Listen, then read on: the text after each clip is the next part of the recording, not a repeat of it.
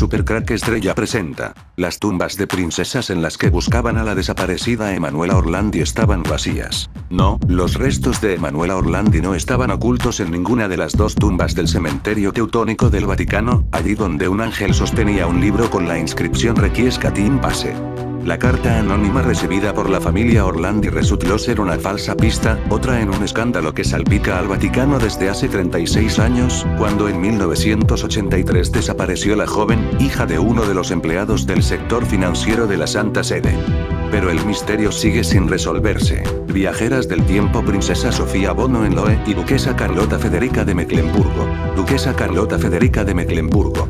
Era una viajera del tiempo, un vampiro quizás, no está en su tumba y esto ya es algo que se repite con condes y princesas, me refiero a no estar en sus tumbas, como por ejemplo el último de los Medici, no está en su tumba que oh sorpresa, fue el mismo que cuido desde que era niño, al conde de Saint-Germain conocido para la historia como un ser inmortal.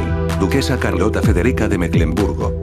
Era una mujer muy bella como de otra época, en su mano parece llevar un pergamino de un secreto de un mundo que se nos oculta. Los expertos no encuentran el cuerpo de Gian Gastone en el panteón familiar de Florencia. El cadáver de Gian Gastone de Medici, el último de la dinastía que gobernó la ciudad italiana de Florencia durante 3 siglos, no está en su tumba, ubicada en la capilla de la familia, lo que ha abierto un verdadero misterio acerca de su paradero. El conde de Saint-Germain es una de las personalidades más enigmáticas y misteriosamente inexplicables que ha narrado nuestro planeta, venerado por los estudiosos del esoterismo como ese mito que la historia recuerda místico, alquimista, diplomático y músico. El halo de leyenda que lo envuelve se debe a que nunca tuvo connotaciones biográficas precisas, llamándose, con indiferencia, conde de Weldone, marqués de Aymar, conde de San Germano, Monsieur de Surmont o Monsieur de Belmar. Algunos estudiosos afirman que Saint-Germain no era su verdadero nombre, sino un homenaje a los jacobitas, los nobles leales a los Estuardo, que se habían refugiado en Saint-Germain, defendido por Francia. En la primera mitad del siglo XVIII, la figura de Saint-Germain se confunde con la del alquimista Lascaris, debido a los lazos y coincidencias que les hacen pensar en un solo personaje. Del mismo origen bohemio y aún ligados a la corte de Prusia, ambos lograron transmutar el cobre y el plomo en oro en presencia de observadores confiables, además parecían no envejecer nunca y tener algunos rasgos somáticos y de personalidad que encajaban a la perfección. Sadoul, un alquimista contemporáneo que se ha interesado por su historia, cree que Lascaris puede ser una identidad anterior al conde, que había descubierto el elixir de la vida. Los orígenes del conde de Saint-Germain permanecen envueltos en un profundo misterio. Se supone que era el hijo ilegítimo de Francesco II Rákóczi, príncipe de Transilvania y de la princesa Violante Beatriz de Baviera, perteneciente a la dinastía Wittelsbach y gran duquesa de Toscana. Según esta concepción, habría sido educado en Florencia por Gian Gastone de Medici, cuñado de Violante. Precisamente en 1698, de una relación entre la reina de España, Marie Anne de Neuburg, viudo, y el almirante de Castilla. Su nacimiento le permitió disponer de inmensas posesiones, una vasta cultura y ser recibido en todas las cortes de Europa como miembro de la alta aristocracia. El conde de Saint-Germain, considerado el maestro iniciador del conde de San Severo y de Cagliostro, hablaba italiano y francés, aunque con un ligero acento piamontés. Algunos estudiosos informan que el conde también era un buen conocedor de muchos otros idiomas: hebreo, árabe, latín, inglés, español, portugués, alemán. Está demostrado históricamente que el conde fue un compositor de sonatas musicales publicadas por la editorial londinense Waish entre 1748 y 1760, y apreciado por Mozart y Gluck, un excelente violinista en comparación con Paganini, un hábil pintor. Parecía eternamente joven con la apariencia de un hombre de 40 años y durante un tiempo desapareció de Europa durante un viaje de retiro espiritual en las montañas del Himalaya. La historia de Juan Gastón de Médicis, el príncipe que no salió de su cama en 7 años. Alcohólico y pervertido, el último soberano de la dinastía Médicis no se preocupaba por gobernar Florencia. Sus restos reposaron inicialmente en el cementerio teutónico, en la ciudad del Vaticano IV en 2019, tras la apertura de su tumba y la vecina tumba de la princesa Sofía de Hohenlohe-Waldenburg-Bartenstein, hija primogénita del príncipe Luis Carlos de Hohenlohe-Waldenburg-Bartenstein, en busca de los restos de Emanuela Orlandi, se descubre que ambas tumbas permanecen vacías. Tras recibir permiso permiso por parte del Vaticano a principios de julio para exhumar las 2 tumbas del cementerio teutónico a las que podía referirse el soplo. Ayer se procedió a la inspección.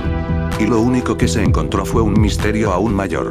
En la tumba de la princesa Sophie von Hohenlohe, debajo de la lápida había un pasadizo que conducía a una habitación subterránea, pero ningún resto humano se hallaba allí. Ni el de la joven desaparecida, ni el de la princesa muerta en 1836. Solo una cámara oculta de 4x3 metros. En la otra tumba, justo al lado, perteneciente a otra princesa germana, la duquesa Carlota Federica de Mecklemburgo, fallecida en Roma en 1840 tras una vida de escándalos que tenía atemorizada a la corte danesa de la que fue princesa heredera, no había ninguna cámara. Pero tampoco se hallaron restos humanos. Ni ataúd. Ni ningún resto que indicase que allí alguna vez hubiesen enterrado cuerpo alguno. Orlandi no solo sigue desaparecida, sino que ahora el Vaticano ha perdido los restos de 2 princesas. Emanuela Orlandi desapareció el 22 de junio de 1983. Las últimas personas en verla con vida fueron 2 amigas en el autobús en el que las 3 viajaban, y que se bajaron una parada antes que ella. Desde entonces, se han mezclado todo tipo de teorías, rumores y conspiranoias que van desde las orgías satánicas a un insólito plan para liberar a Ali Aka, el turco que intentó asesinar a Juan Pablo II. Se ha hablado de mafias, de logias, de grupos criminales, de escándalos financieros. Durante todo ese tiempo, la familia se ha encontrado una falta de cooperación total, y ciertas connivencias entre la Santa Sede y la justicia italiana. Esgro aseguraba hace unos meses que sus peticiones para entrevistar a cardenales y prelados posiblemente relacionados con la desaparición se han topado siempre con el silencio.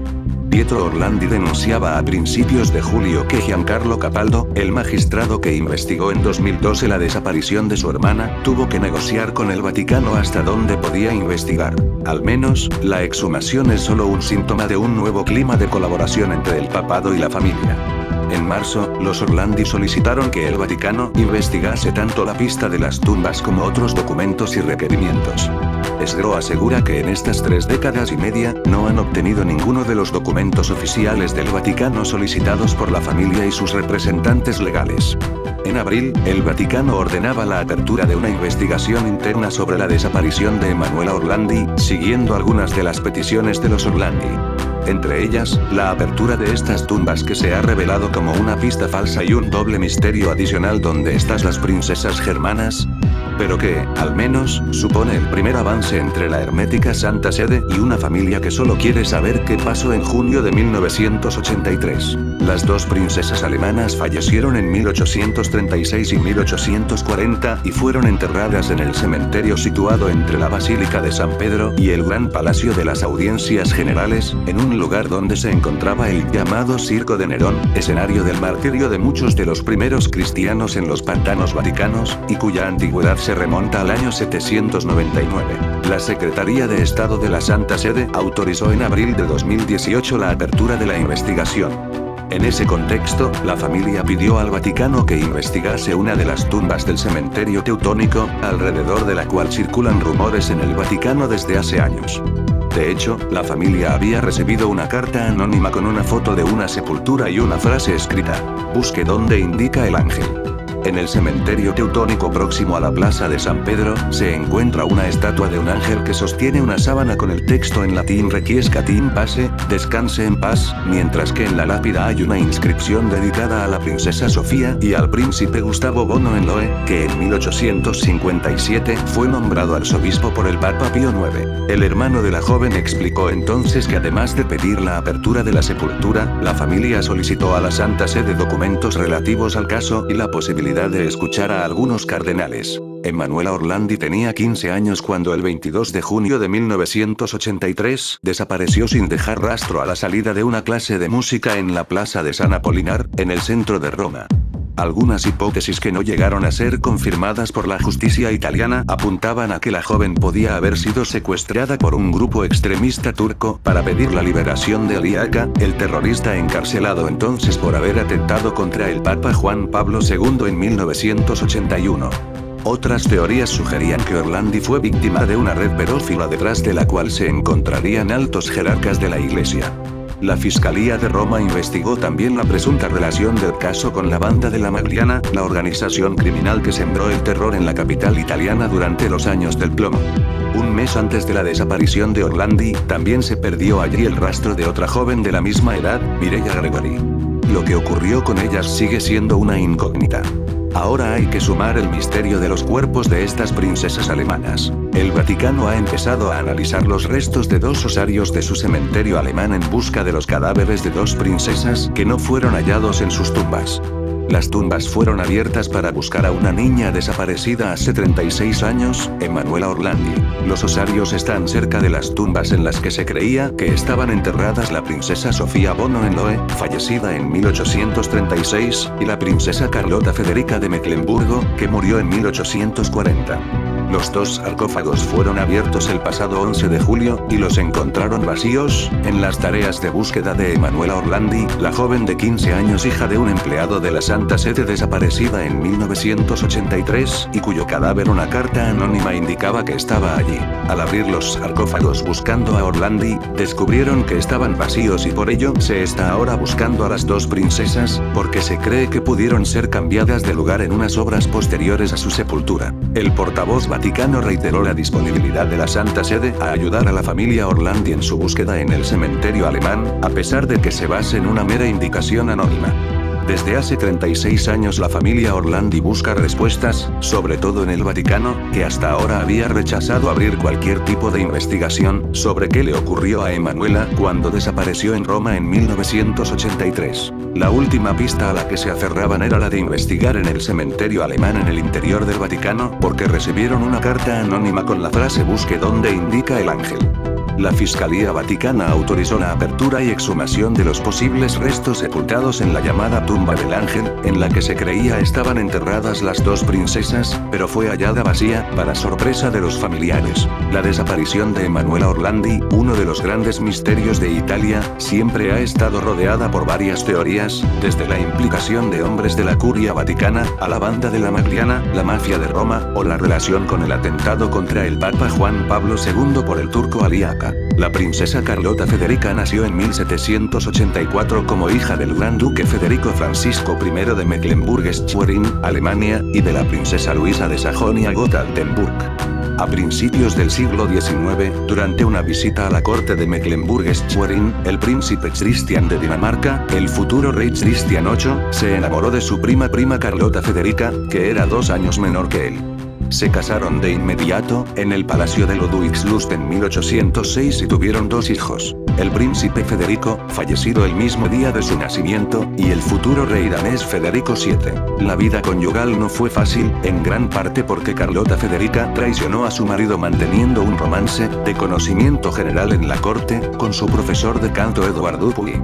En 1809, cuando Christian se enteró, envió al hombre al extranjero y expulsó a su esposa de la corte y la obligó a instalarse en un pueblo rural del interior de Dinamarca, donde pronto entabló una serie de romances con oficiales del ejército, aunque probablemente fueran rumores infundados. Un año después la justicia dictaminó el divorcio y Carlota Federica fue condenada a no volver a ver a su hijo. En 1829, a los 55 años, Carlota Federica consiguió permiso para viajar por primera vez fuera de Dinamarca después de más de 2 décadas y se mudó a Carlsbad, una ciudad balnearia. Desde allí partió, en 1830, a Roma, donde vivió en el Palazzo Bernini en la calle principal de Roma y se convirtió al catolicismo romano. Cuando su hijo fue coronado rey de Dinamarca, en 1839, Carlota recuperó la esperanza de volver a verlo, pero pronto enfermó gravemente y murió el 13 de julio de 1840. Madre de un rey danés, Carlota Federica fue enterrada en una tumba pagada por su hijo y creada por el escultor danés Jens Adolf Jerichau en el Campo Santo Teutónico, un sitio de enterramiento adyacente a la Basílica de San Pedro dentro de los muros de la Ciudad del Vaticano, dedicada a los residentes de Roma de habla alemana. Se trata de un camposanto que existe desde la Edad Media, que actualmente está reservado principalmente para sacerdotes de habla alemana y miembros de órdenes religiosas, ubicado a unos 200 metros de donde vivía Emanuela Orlandi en el momento de su desaparición. La cuidadosa inspección en la tumba de la princesa Sophie von Hohenlohe sacó a la luz un amplio espacio subterráneo de unos 4 por 3,70 metros, totalmente vacío. Luego se hicieron operaciones de apertura en la segunda tumba sarcófago, la de la princesa Carlota Federica de Mecklemburgo. En su interior no se hallaron restos humanos. Los familiares de ambas princesas fueron informados del resultado de las investigaciones, explicaron fuentes vaticanas. Los funcionarios acudirán ahora a los archivos para estudiar documentos que traten sobre intervenciones estructurales realizadas en el área del cementerio teutónico a fines del siglo XIX y nuevamente a fines de los 60 y principios de los 70 en busca de pistas. En fin, amigos de Supercrack Estrella comenta.